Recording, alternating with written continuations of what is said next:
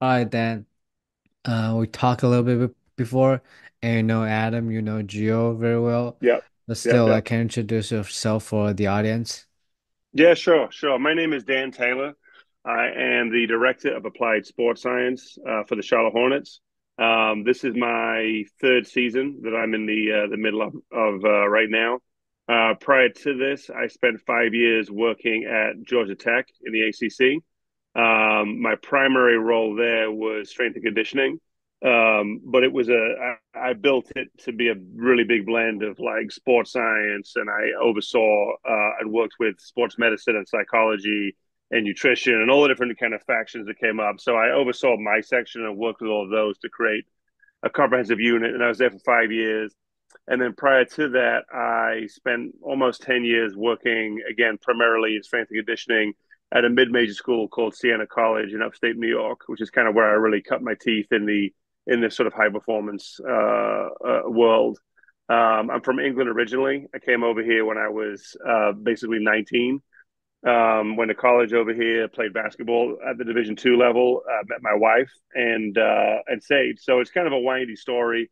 Started sort of young and in college and playing the sport, and kind of developing a interest in physical development for myself as I kind of came up through that.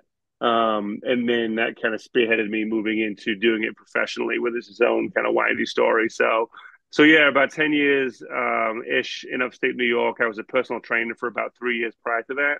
And then, like I said, 5 years in Georgia, in Atlanta, Georgia Tech, and then 3 years here in Charlotte, which has been a really fun ride. So, you said you're at Georgia Tech, right? Yeah. From ACC to like pro setting, what's the main difference between college setting and pro setting? That's a good question. I mean, it was there's some bigger differences between me working collegiately at the mid-major level, obviously, just because of the type of athletes, the amount of money, and those kind of things.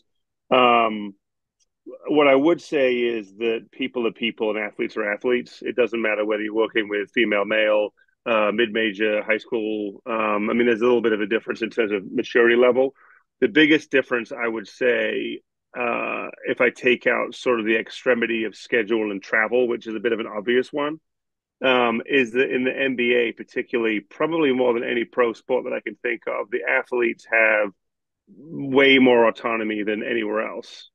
So what I mean by that is that they have a very strong players union, which means they get to have a lot more say in what they do and don't do. So, well, I don't think you should just be walking around demanding things of people that don't have a lot of credibility. They do get the opportunity to say no.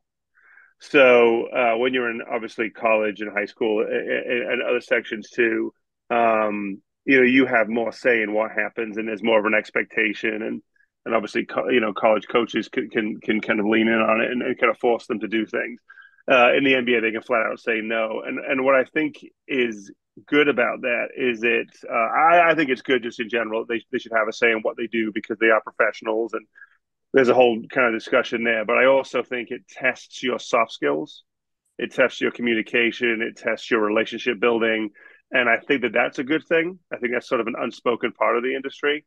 And then when you have that, you start to create very strong ties between yourself and the athletes. And so when you are asking them to do things that they inherently don't want to do, and they have all the power in the relationship to say no, and they don't, you've created something very valuable to them and for them. And I think if you can cross that bridge, you can really do quite incredible things. So to answer the question simply, I would just say that their autonomy is startlingly different to anywhere else that I've worked. Man, that's good. That's good. That's amazing. Yeah. So, from a strength and conditioning role to a sports science role, Yeah. how does that like is it like a big difference or like Yeah. Yes, it is. It is. I mean, there's elements of it that are the same because, again, you are dealing with people. I keep coming back to that, but I think that gets lost often in these discussions. That no matter what you are doing, whether you're the GM, coach, do what we do, whatever, it is people that you are working with and for. But there is a difference because obviously, when you're a strength and conditioning coach, primarily. you are literally physically in a space with them, doing things with them, helping them, develop capacities, and all the things that come with strength and conditioning. So on the side of the relationship building too, because your proximity in time and space is so much closer with them constantly. And anybody that's worked in either athletic training rooms or weight rooms knows you develop this kind of like relationship with them, and there's the banter and the camaraderie that comes with just being in these physical spaces. Well, when you're in the sports science realm, you don't necessarily need to do that. You can, in essence, kind of like walk into that space, jump them on a force plate, do a saliva test, give them a chip for load management, and then walk away and just hide behind your laptop. So that was one of the things that I knew going into this kind of shifting roles completely, that there was going to be a separation from being so close to the athletes, and I needed to figure out how to, not hide behind my laptop, to use a simple way of explaining it. So it was a bit of a change. It's one I was ready for and one that I wanted, but that is the hard bit, is that whether they like it and you like it or not, you're going to spend a full hour a day, probably, or more, with them for lifting, warm ups, all the things that strength and conditioning professionals do. And you're very, very close, proximity wise with them. For me, it's going to be minutes. I have minutes with you. So those minutes have to be also shrouded in, me being around and me being in the locker room and me kind of like going into those spaces and engaging in conversations that I don't just get naturally by my position. But it was a big change for that. And it took me a couple of months to figure out what avenue I wanted to go down to kind of create the things that I just said, to be able to be more connected to them in the minutes that I have with them, as opposed to the hour I would have had before to cover a million different topics. So it was a bit of a transition. Yeah. Nice, nice.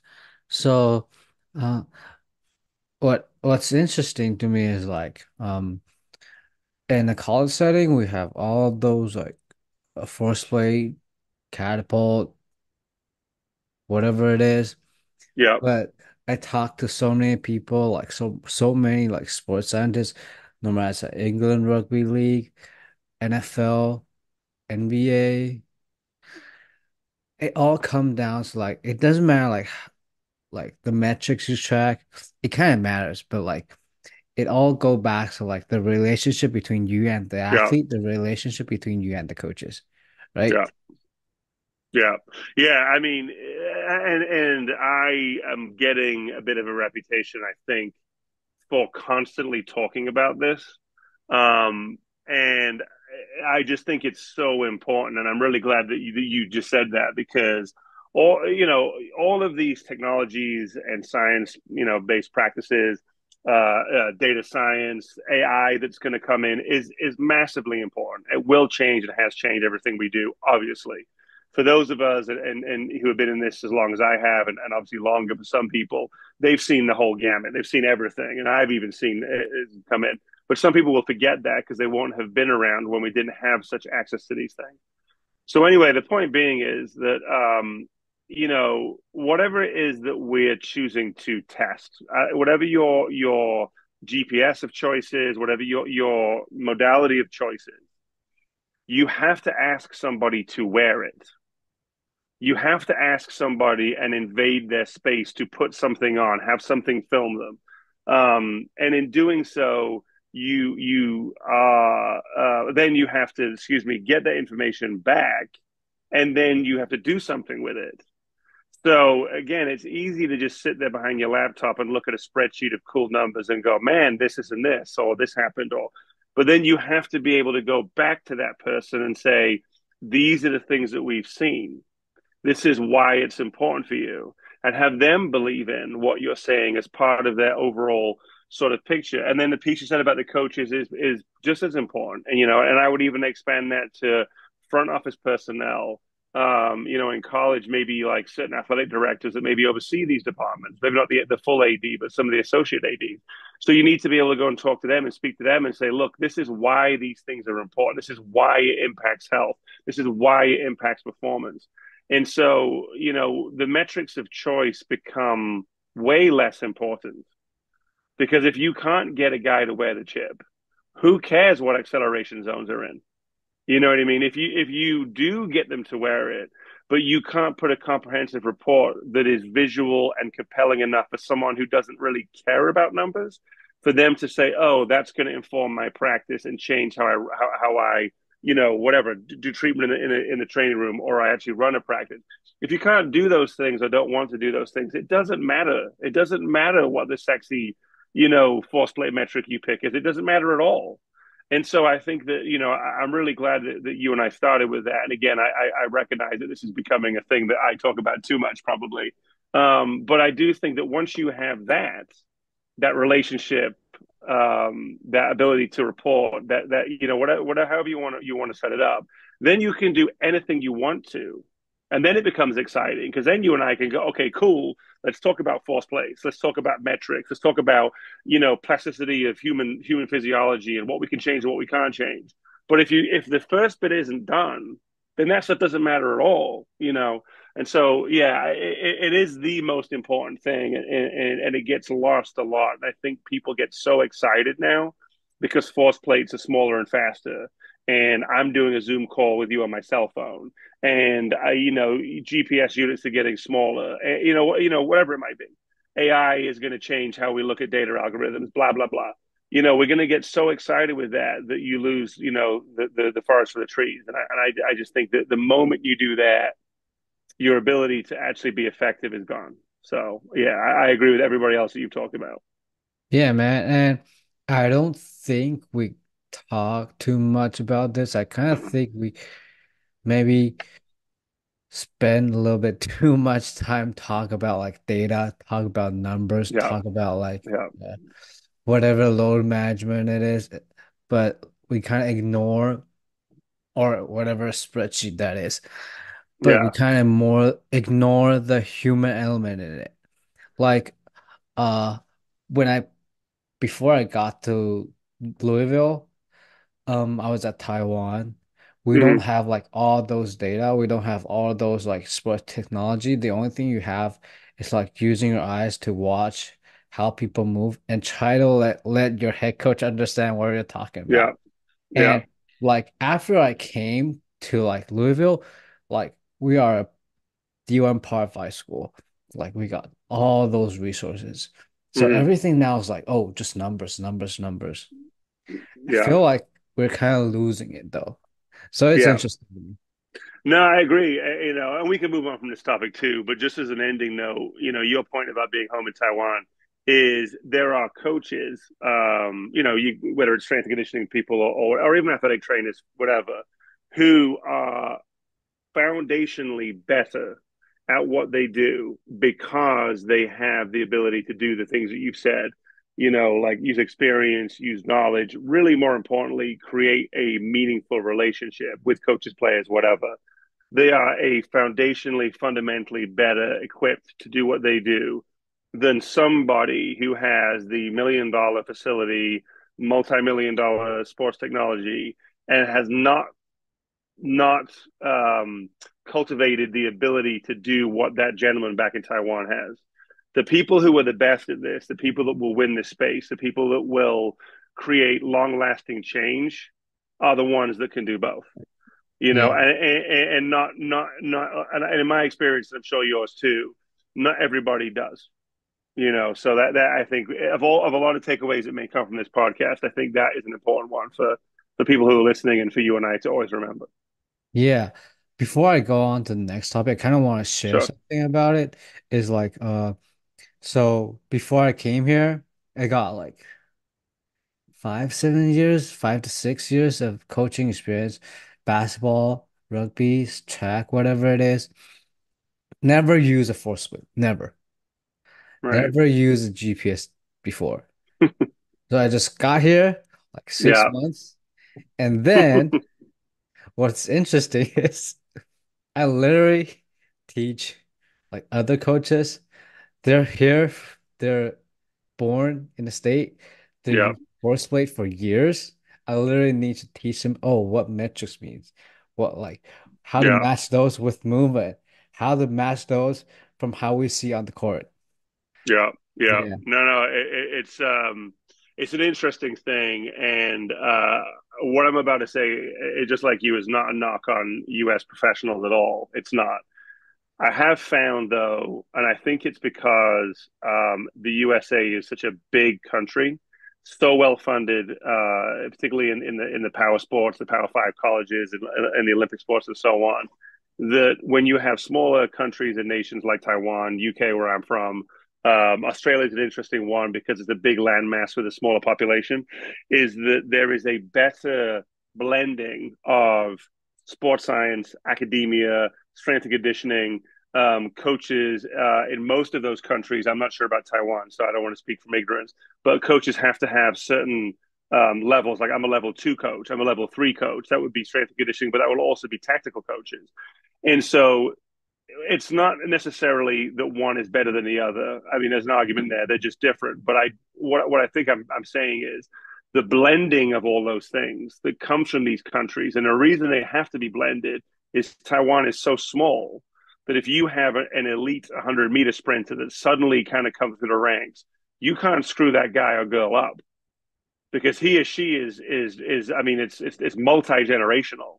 You know, if you are, in Canada, for example, and you have out of the Canadian, population, a somebody who comes up who is unbelievably elite at this thing, they have to be taken care of. And so, what has happened is this blend has come to support these athletes, whereas in the states, it's so big. It's such a melting pot of genes and the people and the money and so on. And that's not true of every sport, but most of the sports that we get to see, that they don't blend it as well. And so what I'm saying is, I'm not saying American versus international practitioners are better.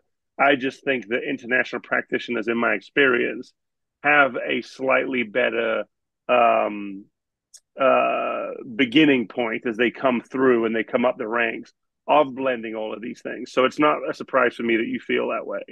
What Yeah. America gives you though is access to so many other things, and that's what makes America exciting. Is because they have all of these things and they do have these athletes. And I mean, I remember talking to one guy once who was an international track and field guy who worked with sprinters, and he made a point that like the U.S.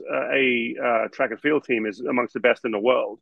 Yet the best athletes, probably on the male side, play basketball. On the women's side, I should say, too, play basketball and football.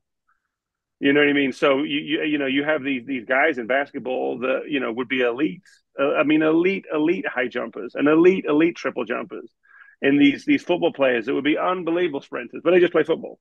You know what I mean? So I think the blend hasn't taken hold as much across the board in the States as it has in Taiwan, Canada, UK, or whatever. And it may never do because the necessity is not there. But again, I'm off topic a little bit here, but I do think that's why you've seen that, because it's just the way you've come up is different to the way it has manifested here in the States. Man, this is exciting. I love this. So, since you're a sports scientist now, Yeah, work at the pro setting, have you ever like encounter like situation that maybe some athlete don't want to like do force plate testings, maybe some yeah, athlete don't want to do don't yeah. want to wear their GPS whatever connects on. Yeah, yeah. Yeah, how did you Um, do with that? that's a great question. It's a great question. The easy point is, again, it goes back to the relationship, but not to kind of hit that too hard on the head again. I think in terms of that piece of it, I have a belief with a lot of this stuff that for you to create growth in anything you do, there has to be friction. Has to be some kind of friction. Something has to be difficult. You have to be willing to deal with something, feel something, go through something that isn't easy or difficult. But I don't think that friction has to be everywhere at all times. And the reason I'm saying that is that I have purposefully made it easy for the players to have their chips available, for them to answer wellness questionnaires, to jump at certain times, as opposed to it being on times that I demand. So an easy way to explain that is that there probably is, if you dig through literature, the best time of day, the best scenario to do a force plate jump. If I was publishing clinical research, I would have to follow that closely to, compare results to other people. For us, what I found is if we do it pre-game, which means it's nighttime, as part of their pregame setup, because a bit colleges has some element of that, but obviously a little bit different, particularly at home where we jump the most. Everybody is going to come through the weight room and do activations, movement preparation, whatever you want to call it, before they go out on the floor or just as they come off the floor where they've warmed up from like a shooting workout. So for me, there's a consistency in timing because it's the same time of day, but they're already coming through that environment and back into that environment. So as part of your activation, as part of your warm up, as you come from the floor to the locker room, depending on the athlete, I'm going to have you do your typical kind of movement, jump battery, and then get you out of here. So there's no friction. There's no friction at all. And they're loose, they're warm, they're in an engaged, kind of demeanor. They are in a physically excitable state. So I know I'm going to get a good jump. Also, when it comes to giving them the Kinexon chips, early in the season, in the when we have more practice, because again, college big difference to the NBA, we just don't practice that much. I'll come in an hour before they do, and I'll put the Kinexon chips in everybody's shorts, because a little pocket in the front of the shorts. So they're just hanging in the locker, just beeping away or flashing away. And the players know they're in there. It's not like I'm hiding them, but they don't have to think about it. There's no like, have to go to the table. Where's Dan? I don't really feel like wearing this. I'm in a bad mood because, I got cut off as I was driving here in traffic. And it's obviously recording data, but as you know, with these systems, until I hit go, it doesn't really count for anything. It only counts the session I've created, so it doesn't matter. It's got a 12-hour battery life. It doesn't really matter. So there's no friction there. Wellness questionnaires, for another example that we do daily. Wellness questionnaires, by definition, should be given probably through text. I wake up in the morning, I open my phone, I do my wellness questionnaire. Beautiful, wish I could do it. Not going to happen. It's just not going to happen in my environment. So the friction there would be me calling and texting, and I'm pestering these millionaires to do questionnaires. Even though I know they're on their phone, they're not going to want to. And this goes back to what I was saying before, where your best data, your best metric is the one that you can collect consistently. So when they come into the facility, which is probably 2 to 3 hours, that's probably 2 3 hours, probably 2 hours after they wake up, I give them the wellness questionnaires then. Sleep, stress, soreness, all things you know about. So the friction is lowered every single time.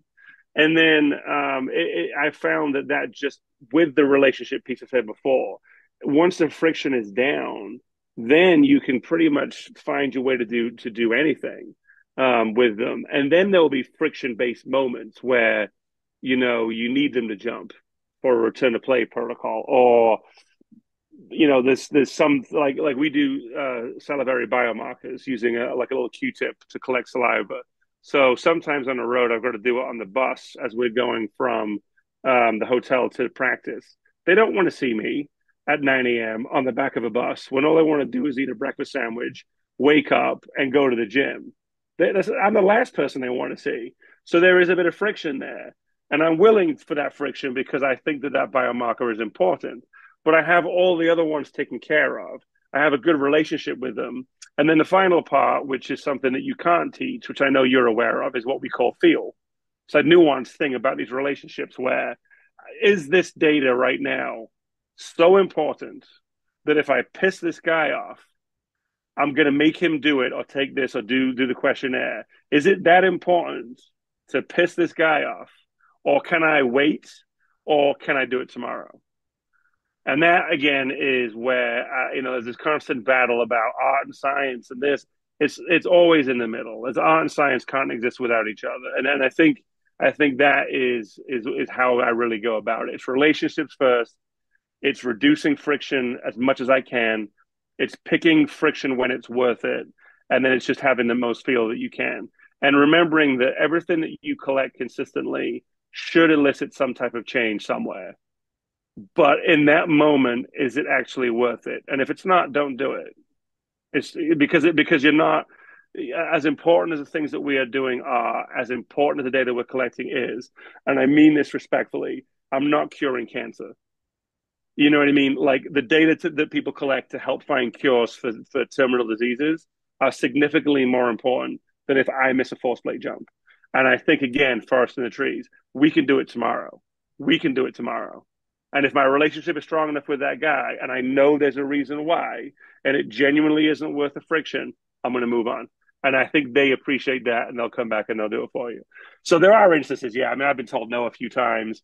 Um, and I just handle that. My typical thing is humor. I'll use some kind of joke about it, kind of like self-deprecation type of joke or being silly. And then, like I said, tomorrow's another day.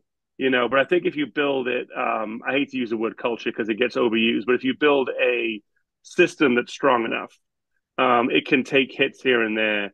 And again, if to me, particularly in sports science, particularly in team sports, particularly in seasons like our types of seasons are, it's consistency of data across the board. If I drop a data point, so long as it's not related to a return to play or a question that someone has immediately, I'm going to get it again in the next iteration of that data. It's the consistency, it's the trends, it's the longitudinal data, it's the looking at versus historical data to me that's more important than that one finite point. So if I have a moment with a player, it is what it is, because again, the autonomy they have, I will always lose that. I'm willing to lose that fight because or I'll lose that battle to win the war type of I enjoy this. I enjoy this. This it's thing. like, man, it's like because sometimes I do feel like as practitioner, as like sports scientist or strength and conditioning coach, we kind of want to do too much. Yeah, And think about it. Does what we do like this force weight jump really gonna are we really gonna like change how they're gonna practice today? Probably not. right. No, no, Yeah, is the catapult data really gonna change something? Probably not today, maybe right. tomorrow, but yeah, Yeah, yeah. So I yeah. sometimes do, yeah, keep going. Yeah, yeah. I'm sorry. No, no. I was going to say yeah, and it's just the problem is it is because you are right. You're 100% correct. And I mean, and you know this. There are some things like if you're if you're looking at something live and players are going over certain thresholds, you can go to the coach and they can pull them. And but you're right. Oh, generally speaking, in that moment, that's not what's happening. It's not. But I think what ends up happening is people feel afraid to say that because they feel like if I say that this jump is not going to change the moment, it minimizes the importance of the jump or my job or sports science as an industry. And I get that there's a certain vulnerability in this that you have to be prepared for. But if you're armed with a month's worth of data, to your point, then it does affect practice because these guys are tired. There is a trend of poor sleep in the aura ring. There's a trend of stress in our salivary biomarkers.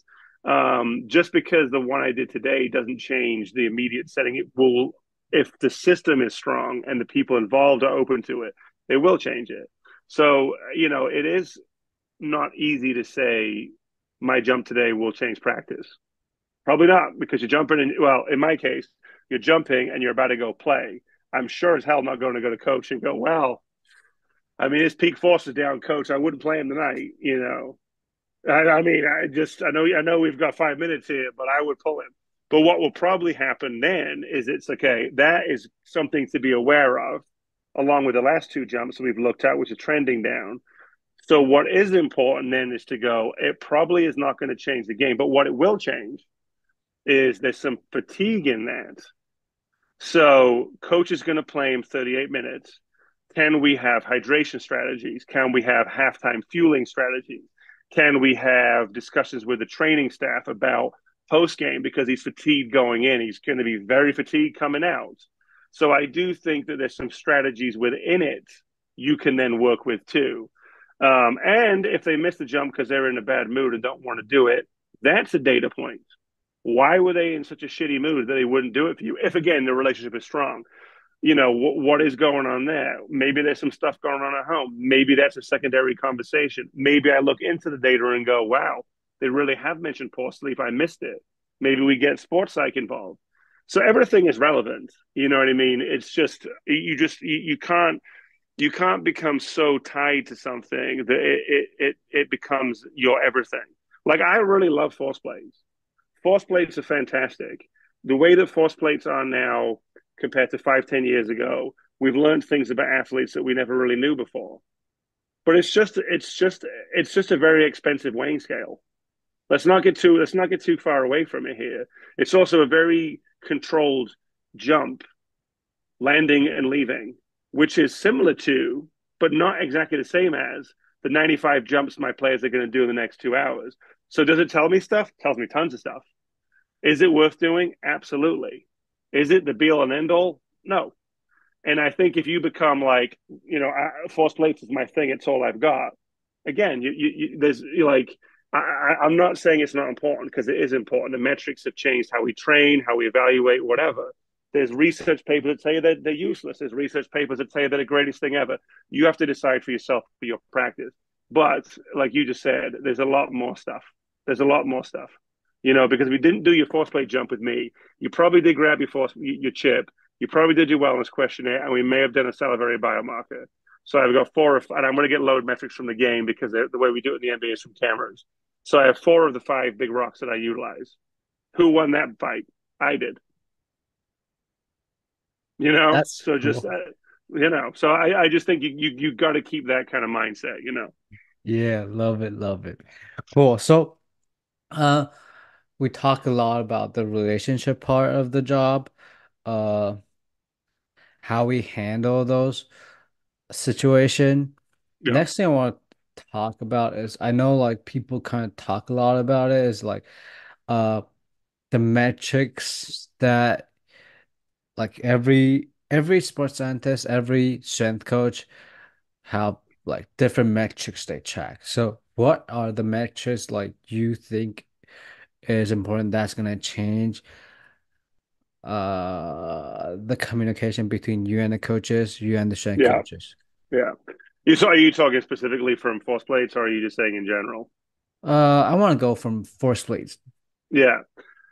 So, I mean, obviously, there's the cool thing about force plates is there's hundreds of them, and I think there are some obvious ones, like we mentioned, I mentioned peak force before, the are kind of, rate of force development, things like that, which even if you don't understand force plates at a, pure biomechanics level, you can understand like rate of force development would be important, either eccentrically or concentrically, and the same as like peak forces. Um, the way that I've chosen to do it is to try and democratize and lower the barrier of entry for understanding this stuff amongst our group, including myself, who is a sports scientist but not a biomechanist. And I think that's an important distinction to make because biomechanics is a field of study. It's a profession. So there are people I know who are extremely good at force plates. I'm good. There's people who are better than me, but none of us are actually biomechanists. So first of all, shout out to the biomechanists because they need some love too. With that being said, though, a lot of this eccentric, mean force, concentric, da da da, it's all these crazy words. And as you try and create conversations with people who don't understand them or just don't have time to understand them, it becomes complicated. So we look at we look at loading, leaving, and landing. Okay, that's the three basic things that I look at. Obviously, those people who understand force plates knows that there's this slightly more technical terms, but loading is basically the loading phase as you lower yourself into the plate. Those are your eccentric braking forces. Braking forces are useful to understand because in a sporting context, it's sort of what stops you from when you go from sort of 100 miles an hour to zero, and also prepares you for kind of for your next move. Leaving is literally leaving the plate. That is, the different concentric kind of avenues and metrics you can pick. That's important because that then is the 0 to 100. And then landing, particularly in a sport like basketball, is important because most injuries don't occur when you leave the floor. They occur when you land because either you're landing sort of offset or obviously you land on someone's foot is a different example of it. But eccentric movements is usually where, as you know, injuries occur. So we have loading, leaving, and landing. So then what I try and do in terms of the communication is, this is very basketball centric, but you could do this for all different sports, is in basketball, absolute jump height is important. It's not as important as it is in volleyball because clearly that's, other than one or two different positions, that's kind of what wins matches. But what has been found to be very useful is breaking forces. So your sort of eccentric forces in basketball. I think two that have become very well known are Luka Doncic and James Harden. And with all respect to both individuals who are MVP and MVP candidates, they're not, when you look at them, physical specimens as sort of as big and as strong as they are as some of the other freaks that are in the league. But yet they are, again, MVP and MVP candidates. And what was found is, and I don't remember the specific metrics, but their eccentric, their breaking metrics were amongst some of the best ever tested in certain cohorts of elite basketball players. So that's kind of interesting because concentrically they're okay. Jump height, I mean, probably average, if not below, for basketball players for kind of guards, but they stop better than anybody else on earth. So then you kind of go to your question about talking to coaches and players, and you say, Luka stops better than anybody else in the NBA. With a bit of a gross statement because it's not quite true, but he's up there in percentile ranking. That means he can create separation between him and the defender better than three-quarters of the league. That's massively important. If you're a shooter and you don't jump very high, but you have really good eccentric breaking forces, then you can create separation between you and the player to get a shot off. Then you can have a few players, and for us, LaMelo is one of them who has a similar thing. If you watch him play, he's very kind of herky-jerky style of play, and it's all sort of stop, go, stop, go, stop, go. And then he's a very kind of cerebral player and sees things before you do, kind of sixth sense. That bit aside, though, he's significantly above average as again, eccentric breaking forces. And he is also above average for acceleration. So he's not the greatest accelerator of all time, but he's so much better than average that he stops before you do, and he's already going before you realized it. So these are the metrics that then become sort of important to discuss with coaches. Which ones you pick, I think, are kind of up to you. I mean, I think eccentric mean force is a good one. How long it takes you, across that part of the curve is an important one. I think peak forces in those ones are good too, because like how much are you stopping? How hard are you stopping? But again, I think you need to create your own dialogue around them. Then the other thing I would say too, well, the third one would be landing. In the landing, which obviously is big eccentrics, what I'm more interested in there is asymmetries, just because of nature of like injury reduction, injury history, ankle sprains, knee injuries in basketball, particularly like soft tissue stuff. If you constantly land again in this very controlled fashion, definitely over 20% to one side, that's a question that's worth looking into, why? And there's obviously many reasons why, but that's another good one to have a conversation with the athletic training staff, the physical therapist. Like, look, this guy is completely asymptomatic, but he has a tendency to land hard to his right. Let's take a look at ankle range of motion. So the ankles have the ability to, reduce force on both sides. Let's look at hip mechanics. Let's see what the injury history is. And you can have a really nice conversation with strength coaches and physical therapists and let them do their job. And you can use the asymmetry markers as a way forward for doing that. So, yeah, I mean, we use loading, leaving, and landing as the three main ones. I changed the words, from like concentric mean force we call strength, which if you talk to a pure biomechanist is a terrible definition of strength. But it is something that is changed by adding more strength. Therefore, it's a useful metric to talk back to people and say, hey, instead of me saying, hey, Melo, your concentric mean force has gone up, he's going to look at me and go, cool, bro. Whereas if I go, hey, listen, this is, a strength gauge for us, particularly as a quality for jumping, and that has increased over the last 4 months. That's something that he's going to like, Like I said, we use concentric mean force and eccentric mean force as kind of decel and accel. That's become a good discussion in our building, particularly with coaches and scouts. So if we have a pre-draft guy who comes in, or we have maybe a 10-day candidate who comes in for a 10-day contract, and we jump them, and they look kind of okay as an athlete, but they have good decel accel. That's a good conversation, because then scouts are going to say, yes, I do. I could see what you're talking about with how they play. that fits into the kind of things that I see on the floor. Other ones that I use too, which becomes a conversation with athletic training, is what I would call preparedness. RSI mod is obviously a fairly easy one, because that's a really good indicator of fatigue. We use that one in scouting as what I use the term reactivity with them, which is kind of like second jump, or like not necessarily first step, but like as soon as your foot's down, that elastic response to be able to move. That's if we've only seen them once, but over time, it's a good fatigue indicator. Force at zero velocity is something that is also pretty affected by fatigue, because it's obviously the change between concentric and eccentric. And if it takes a long time, you're fatigued. And then sort of loading duration on the plate, eccentric duration, is another thing that is affected by fatigue. And all of these things kind of blend together to create movement in general. But RSA mod is obviously a really good standardized one, and I recommend people take a look at that. But like I said, eccentric duration is a good one, because if it takes you an awful long time to get off the plate, you're tired. All your jump strategy sucks.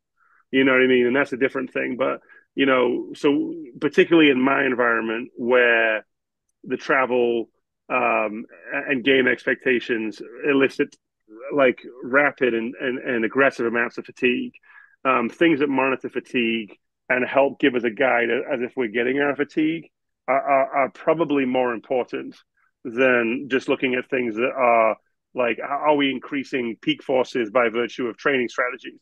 That's maybe for the developmental guys, but the guys playing 30 plus minutes, we're just trying to keep them going and keep them moving forwards. And their gains come in being as fresh as possible.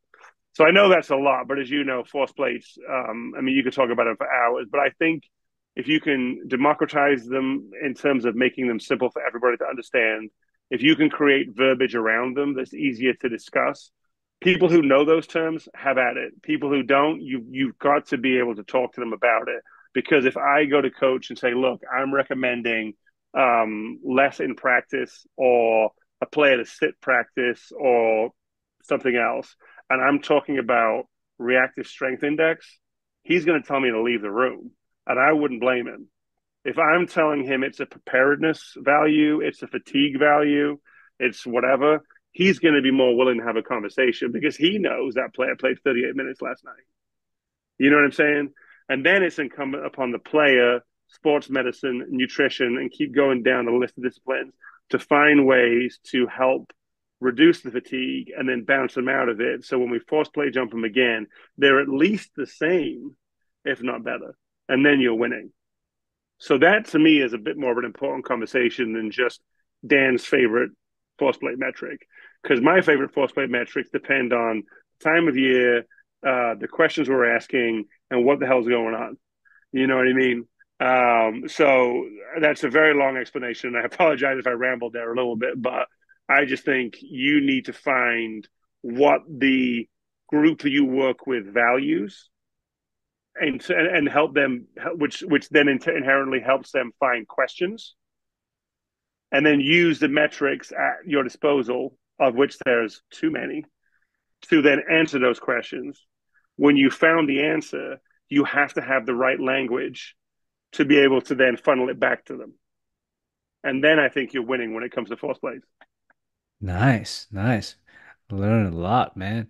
So you you talk a little bit about peak force, you talk a little bit about mean breaking force or mean concentric force. Um, Coaches are discussing about like maybe peak force aren't accurate because it happened in thousand of a seconds. But there are other coaches talk about like peak force is probably the first or second sign when athletes are fatigued. So, Mm-hmm. when it comes to peak force versus like mean or like average, how Yeah. would you implement these two? So I think the first thing is what we can't forget. You can't forget, and again, I'm going to do it again. It goes back to people, right? It goes back to the human element. Is force plates, as incredible as they are an intent-driven test. So if your athlete's intent on them hasn't been as good as it was before, it doesn't really matter what your peak force says. So you have to be careful with that. You have to be careful with that. It doesn't negate the benefit of doing it at all. It just you have to accept that fact. So I think you should do both. And I think two different things depends on and look at both of them, look at trends across time. Look at peak force, I think is a very good way at looking at fatigue because it literally is what it is. If I give you the same intent today as yesterday and my peak force is down, whatever you consider significant, I'm probably tired, you know. The useful thing though about that is that if you are in my role, but even if you're back in Taiwan and you have access to a force plate and only that, you are going to know how long they practiced, what their daily schedule was. To your point, visually what they look like when they practice. So you're going to kind of go, they look tired. Their schedule dictates tiredness. They've told me they're tired, and then they jumped and they're tired. What's nice about that is that you have then a objective number to kind of come back to and say, are we as tired as that, or are we less tired? Are we fresh? So I think peak force is good for it. I think peak force is good for sort of like in session, and I think mean force is good more across sessions because if your average force is dropping over a period of time, then your ability then to hope for and expect better intent it should be there across time because everyone's allowed one bad day because people are human. But across time, it's like the last 2 or 3 weeks, it's kind of coming down. So I think mean force is probably more of a sort of across time metric to look at fatigue, whereas peak force is more like I just need a quick checker here and see. Um, that's sort of how I would look at it. But again, I think the value probably is in a spectrum of pieces because fatigue manifests in different ways, obviously for different people. And I know that's a bit of a wishy-washy answer, but I think if you have all the results at your fingertips anyway, why just look at one? Nice, nice. I love it. I love it. So besides force plate, another like exciting technology like people love to use is Connexon, Catapult, Yeah, GPS data. yeah, And I know a lot of like college setting now they want hire coaches. They even want their coach to understand how to maybe design or like how yeah, to like do load management based on catapult data, based on yeah, Connexon. So can you like walk us through what your thoughts on this? yeah, sure. I think, as much as I've gone on about people first and all that stuff, which I adamantly believe in, is that these different tools and obviously GPS and connects on accelerometry are part of that are really good because they do give you objective numbers of things that are going on. Because before all of that, the only thing you really had was a stopwatch and time. And that was useful. That was useful because, most practices 2 to 3 hours, unless you have a crazy coach and it could go on all day, but they're 2 to 3 hours in time, right? So, time on feet. You know what I mean? And coaches are pretty comfortable with that. Usually have some kind of like practice plan, and they'll say 7 minutes for stretching, and then they'll say we're going to do shooting for 10 minutes, and so on and so forth. And that's great. And therefore, you begin your data collection by virtue of what they've assigned to the plan. What is then the next logical step is what does that 7 minute warm up look like? What does it actually look like in terms of accels, decels, load, whatever it is that you might want to do. There's no other way of understanding that unless you wear one of these different chips, modalities, GPS, and so on. So then it kind of get into like, all right, well, now you're given the keys to the kingdom and you can know everything. So what do you do with it? Right? Well, the first thing I think you need to do is go like somebody comes to you and says, "Here's a Connexon system," and you go, "Shit, I don't know what to do with this." Well, the first thing I would say is just put it on and turn it on. And just take a look at objectively what load looks like for practice, maybe even for a game, depending on if you're allowed to wear it in games. And the reason I'm saying that is if you do a 2 hour practice and let's say your guards have 1,200 load scores and the big guys have 700, 1,500 load scores, now you have another number to match with an hour. So then if you say you feel coach says coach feels like that was a big practice, like we played 5 on 5, we went, it was like a preseason practice, guys were gassed at the end of it. you're probably pretty confident that's a quote unquote hard practice. So then you know that was a 2.5 hour practice, and you know what load scores come from a quote unquote hard practice. So then you have the ability to say, well, we now know what we don't want to do load score wise later in the season when we're not looking for hard practices, we're looking for precise practices. So you have an ability to kind of understand that. And that's just the simple beginnings of it. Then what is nice about this stuff, and I think it's important to go to, is that what I learned about this a long time ago is that, and again, I say respectfully to coaches because it's not a knock on coaches. It's just the sort of nature of coaches is that coaches like sports science and technology to hold players accountable to the plan they've written, to the things that are expected. They are uncomfortable when that type of technology and science holds them accountable. And the reasons for that could be just lack of experience. It could be fear. It could be fear of like, looking silly because it's something they don't understand or being exposed to something. The best coaches, though, their practice plans usually match up with what the data says, usually. So anyway, what I found is that knowing that is sort of this dichotomy you've got to be careful with. Is the next step is let them know more about their practice. And what I mean by that is you've got the practice plan, you've done a couple of sessions where you're just literally starting and stopping and getting a block of load, right? Then take the practice plan, and most of these systems you can clip within session and then tag. So you can start, stop, warm up, start, stop, shooting, start, stop, drill A, start, stop, drill B. And I always recommend using, particularly if you have the practice plan in front of you, their terminology. And why that is useful is that when you go to them later, you're not critiquing their practice. You're not telling them how to run a practice. You are literally saying, Coach, practice was 2.5 hours long. This is what it looks like in terms of load. So, and that usually becomes quite interesting because they won't realize things like 5-on-0 typically brings more load than 5-on-5. Now, it doesn't count hitting each other and the kind of physical jostling and bumping because obviously these systems don't pick that up right now. But 5-on-0, you're just flying around. You just, all you do, everything is an acceleration. Everything is a violent movement, which is all load is in the end. 5-on-5 is stop, go, stop, stop, stop, go, go, go. So it breaks it up more. So they don't understand things like that necessarily because they haven't seen the numbers. And then what is nice about it then is you can kind of go, look, these 5-on-0 drills are high loaded or high load per minute, which is kind of an intensity metric. So you can then create a whole list of low loaded drills, medium loaded drills, high loaded drills, and they're all your coach's drills. So you're not picking on him, you're not critiquing them, you're just going to him and saying, Coach, here is my spreadsheet of your drills. When you are planning practice, if you want to kill them, pick all the high loaded drills. If you don't want to kill them, don't pick the high loaded drills. They're your drills. I'm not telling you what to do. I'm not telling you how to do it. That's a different discussion for later.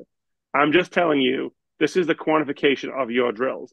It gives them power. It's empowering your coach to understand. And then you may get into the conversation of like, well, what I really want to do is kind of push them a little bit. What do you recommend? Wow, now you've let the cook in the kitchen. And then you can kind of go from there. But without these tools, you can't help quantify things that are already happening. And if you've never had one before, or coach has never worked on it before, then it doesn't really matter what you draw up. That's just silly. So work from what is known to what is unknown. And then you give them a buffet spread of their own drills to pick from. And that I have found to be extremely potent. And they really do like that. And it is a way of holding them accountable to themselves because it's your drill. It's not my drill. Nice, nice. So it's a really good way. It's a really good way to help communicate. And like I Yeah. never think of I never think of like I mean I think of like using Kappa or like GPS data this way, but never thinking I can like communicate at this way. And you know Yeah. what's interesting? It also come to the first part of our conversation. Like last time I had a podcast with Carolina Panthers sports scientist, they also come up. The interesting is they also come up with a different way to communicate with their coach. That just Yeah, fascinates me. yeah. And it's just everybody's different. I mean that's the biggest thing is as for all practitioners, but particularly data science people and sports science people, because our world is very visual. Coaches are visual people. Most coaches, even this new generation of coaches, are more feel people. They kind of feel their way around things. They feel things about people. They formerly played, and so they felt what happened on the floor. And then you get these people showing up with spreadsheets and graphs and so on. So it's like anything really. It's like me coming to Taiwan and trying to speak Taiwanese. It's going to be an absolute nightmare. It's going to be a nightmare me trying to speak Taiwanese the first time I'm there. So the only way I'm going to be able to do it is with your guidance and to keep it really simple in certain ways. It's just language. It's the same thing as any other thing. And so you have to be able to understand what language is being spoken and how to fit in that area and keep it simple for everybody.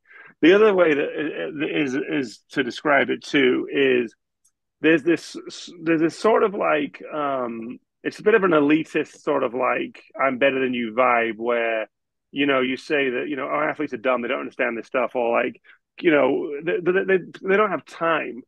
I have a PhD. This is what I do for a job. The coach's PhD is in basketball. The player's PhD is in playing basketball. It's just what it is, right? So they like, and then the other thing I should say is that my job is the entirety of my day, right? It's not the most important part of the player's day, particularly in the NBA. It's not the most interesting or important part of the coach's day. It's a piece, an important piece. It's not the most important piece. So if you go in there like a wrecking ball, assuming that that's true, you're going to get thrown out of the locker room. You're going to throw out of the office space. So then you have to, going back to my language piece, then you have to understand how to communicate to people, and you have to understand what is palatable for people to be able to ingest. So again, coaches and players are visual.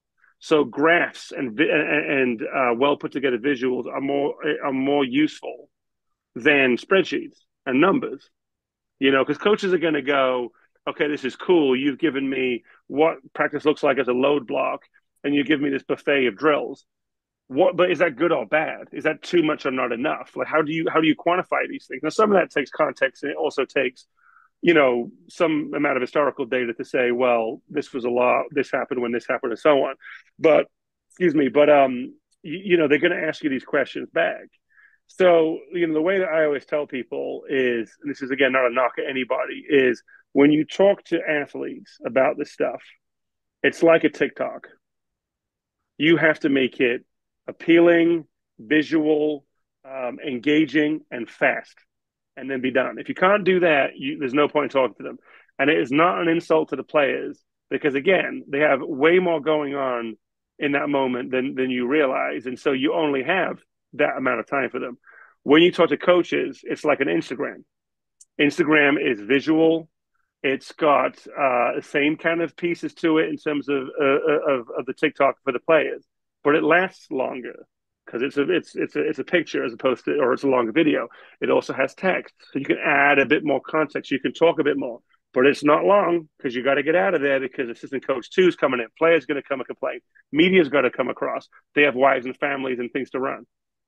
If you're going to talk to front office, administration, ownership, whatever, it's a Facebook. You have more time. There's more words. You could take a bit longer. They're going to want more context. They're going to want broader and deeper reports. So if you can understand how people like to be communicated with, if you can understand what is important to them and you can find the questions, you should be able to do anything with this kind of stuff. But again, going back to the beginning, if you just get given a Kinexon system, just hit go and see what happens. And then you have something to work from. And then you can piece it up into drills. Then you can piece it up. Then obviously what would be kind of gold standard? What does a game look like? Now it might be in some rules where you can't wear, like we can't wear wearables in the NBA because of a players association deal. So maybe in our last preseason practice scrimmages, which are somewhat game like, now I've got game data. Now I can compare it to something. In college, if you can wear it in games, wear it in games. Get your first couple of preseason games in. Now you have preseason practices. You have your buffet spread. You know what drills look like. you know what kind of drills the coaches like to choose, and you know what a game looks like. And you will inherently do more in some places in practice than games because that's the nature of the beast. Not as much in the NBA, but in college. But if you're doing way more than a game, that's an easy way of saying to coach, this is like 3 times what a game load is. I don't think we need to do that, you know? And then if you really want to get sexy and you have either good data science behind you either can do good data science or you have good data science people. What we did when I was at Georgia Tech is we took some of these kind of connects at the time. It was the Polar Team Pro system that I utilized. And we took a look at the metrics and I picked one of the coaches in-game efficiency metrics that they looked at for players. I forget which one it was, but there's a whole bunch of them. So again, this is like what people value, what the question is, and how to communicate.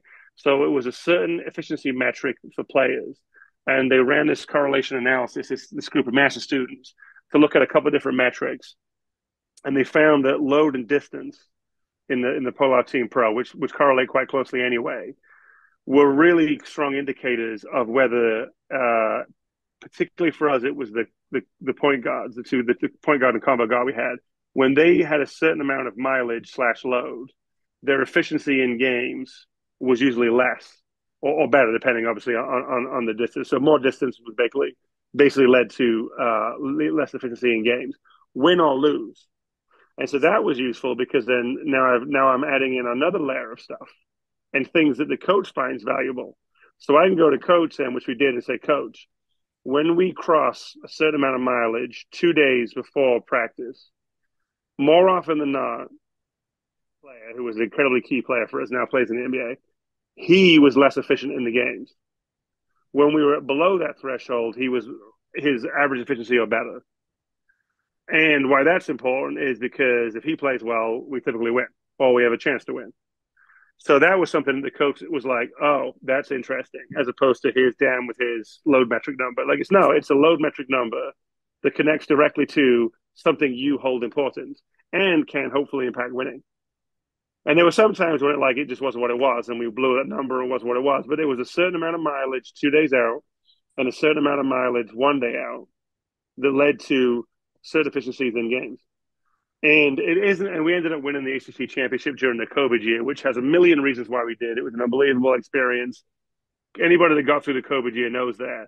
But part of it was playing around with this sort of in practice mileage slash load to help elicit these outcomes in practice. And that's something the coaches found very important. So Nice. that's just an example of like blending all worlds, I think. Nice, nice. So, um, go last part of this, want to go to the what people say sexy part of like GPS data. In football, they track game load, how many acceleration, how many deceleration, high speed yardage, IMA, all those stuff.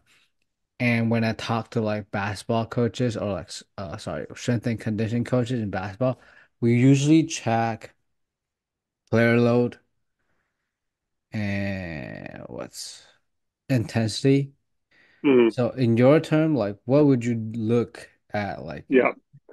So I think, and I've talked to a few different people about this. And again, everyone has their metric of choice. Everyone has something they love and hold value. And so, take mine, add it into, this is for the listeners to the way you do things, and kind of, either use it or don't.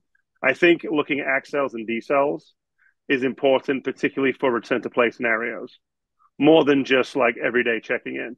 Because if you are returning to play and you haven't experienced that, in your sort of like end stage return to play, exposing it to it in a very dynamic, uncontrolled environment is tricky and can lead to stuff. I'll just say it like that. I don't want to say injuries definitely, but it can lead to stuff.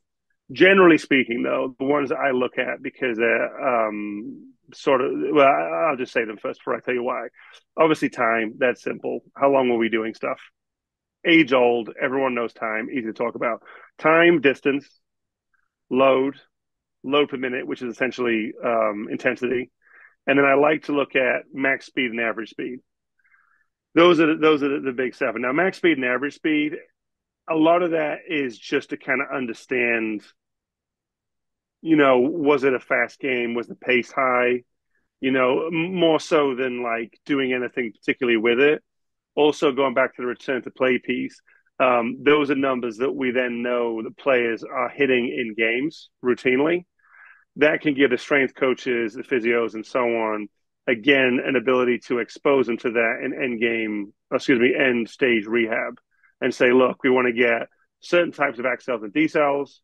We need to hit certain miles per hour, and we need to hit for the collective sort of rehab on the court session roughly this type of average speeds.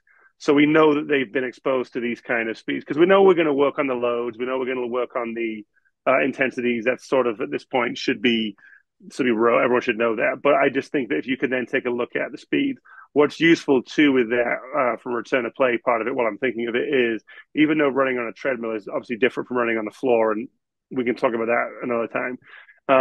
You can put in literally the speed I just said, max speed, 14 miles an hour, and have them run it 30 seconds on, 20 seconds off. You pick your intervals. So you know that, okay, it's not like running on the floor, hamstring activation, foot strike, blah, blah, blah. But in terms of absolute speed and feeling that and let the body sense that, you can work it into what you're doing. So yeah, so it's a lot like kind of what you said, and then excuse me, and then you can do all kinds with intensity and load. You can do all kinds of stuff. We also, from the cameras that hang in the arenas, we look at those metrics I just said. We look at speed load, which is basically speed over a certain meters per second squared sort of threshold, which I forget the exact number off the top of my head.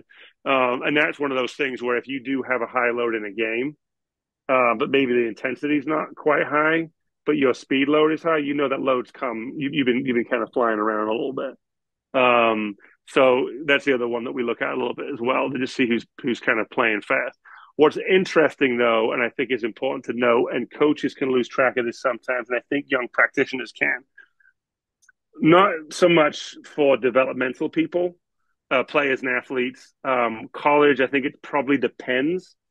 Is you need to be careful with some of these metrics because the best players in the world, and typically the most skilled players, don't always have high intensity numbers. And that frustrates people and can kind of even piss coaches off. And so the reason is skill wins and IQ wins. Don't care the sport, it wins. There's a video, or there was a video of Messi going around toward the end of the season. Brilliant video, and he's literally walking around the pitch. And this is, I don't even think it's a question. I mean, everyone has their favorite, but he's arguably the greatest soccer player ever, or he's in the top five, top three. You pick. Not my sport. And he's walking around midfield. And then all of a sudden, something happens. It's a flash of action. He scores the most unbelievable goal you've ever seen. Kind of does his little celebration and then walks back. So if you're his sports scientist and you just look at the numbers, you're going to go, man, Messi covered some distance, but his intensity sucks. And then you're like, well, he's not going hard enough. What's Messi doing out there? And you're like, no, he's just that much better than everybody else. So the reason I'm bringing that up is if you look at intensity data from like the NBA, for example, because we could do that across league. You can look at load and you can see the kind of usual suspects, which are usually high minute, high usage guys. We have a couple on our team who are in the top 10 for load by position. If you flip to intensity, the guys that everyone knows the names of, very, very, very few, if any of them, are in the top 10, top 20 of intensity metrics. And that can really frazzle coaches. So there is a fine line between you've got to work to get into shape, you've got to have intensity to, create adaptations. And there's a lot of things that are important to talk about. But when you're monitoring games and sometimes practices, you are going to be surprised at who has intensity. The guys that have the high intensity are the players that are playing for their lives. I'm not saying they're not smart. They're just IQ is different. Their skill set is different. In the NBA, a lot of the smash mouth, like come in, big guys, just eating space up, hitting dudes, running back. Those are the high intensity players. So again, context to all this is very, very important. So I'm saying all that because time on feet is important. That's a metric. You don't need anything expensive to look at. Stopwatch. Load is important if you treat it well, because that's a discussion in itself. Intensity is important because injuries and overuse and fatigue comes from intensity. Excuse me, volume with intensity, more than just intensity itself. But the best of the best of the best, their metrics will not look like what you think they're going to. And if you try and change it, you may make something up that you don't want to. So context is really important when you look at this stuff. Nice, nice. I want to like summarize it since you Sure. brought up like the intensity side of metrics. We got Jokic at Denver Nuggets, right? Yeah. If you look at his power output compared to Shaq's, if Yeah. you look at It's his not. power output compared to Yeah. Dwight Howard's, come on. Yeah. But Yeah. he's probably one of the best in the history. Absolutely. Yeah, and Messi, and let's say even with wide receiver, we have DK Metcalf. I'm not saying he's bad, he's really good. But like we have like wide receiver, like probably top five wide receiver. They probably run a little bit slower than him, but probably know the game. Like or Yeah. like his IQ is probably a little bit Yeah. higher. Yeah. Yeah. Yeah, and like I said, that it's a few different things here. One, what we're not talking about is development. What we're not talking about is creating adaptation. What we're not talking about is teaching young people habits and getting people in shape. We're not talking about that. We're talking about monitoring gameplay. Um, that's just an important distinction to make. And what we just mentioned, the best players in the world right now at their sports, but there's also the best player in your team, and they may look like this, and it's okay. It's okay. What then is important is if you're going to be gifted the ability to test all the things we brought up in this episode, force plates, I've talked about biomarkers, wellness questionnaires, load tracking stuff, all things that you and I have talked about. In all of that, you're going to find what makes people special. You know what I mean? Like if with people like LaMelo for us, Jokic, it's for the Nuggets. It's not going to be power output. It's not going to be intensity like load per minute. It's going to be for Jokic. It's probably going to be some kind of cognitive skill that's really hard to narrow down. But if there are some cognitive tests out there that you could get him to do it, he probably just absolutely knocks out of the park. For Melo, it's that. It's his ability to decelerate and accelerate better than you do. So that's what makes sports science fun. And then when you find someone's super strength, you go all in on it.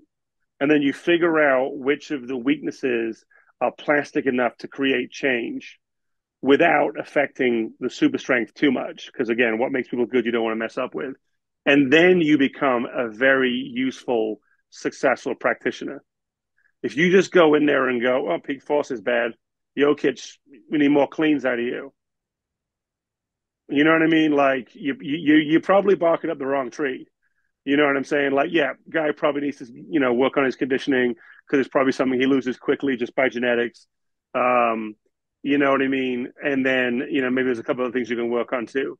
Use this gift of sports science, which is this generation yourself has been given to find out what makes people special. And like I said, I'll throw some psych metrics in there too. Find it, lean in on it, work at it, support that, find the weaknesses, work out which ones are plastic and which ones aren't, and just support the hell out of them and love them along the way too. And you will be very successful and employed for a long time. Nice, nice. I the reason why I reach out to you is because Adam, my boss, Adam Petway, uh mentioned you about to me, and I feel like, oh, I should definitely reach out to this guy and talk to, but like in a sense of sports science, in the sense of data science, but like what our conversation kind of teach me like way more than just data. And I learned a Yeah, lot from you from like data. I mean, the metrics you mentioned, but as I what really shocked me is like or what really amazed me is like although it's a sports scientist, you kind of like put everything together to help you manage the loads, help you build a like better relationship, or help you understand the sports better. That's amazing. Well, first of all, Adam Petway is a very talented and gracious man, so I'm glad he connected you and I. So thank you to him, and I appreciate everything you just said. Um, yeah, I really, it's very kind of you to say that, and I do feel like that's something I try and do because, again, to me, my job is not about one or two modalities or questionnaires or spreadsheets.